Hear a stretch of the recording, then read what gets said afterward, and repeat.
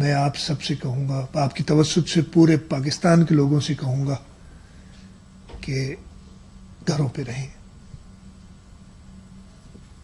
عید خوشی کا موقع ہے, اس کو میں جو باتیں کرتا ہوں پھر میرے اوپر بڑی کرٹیسزم ہوتی ہے کہ یہ تو پتہ نہیں آ کے ایک بلیک پکچر پیش کرتا ہے.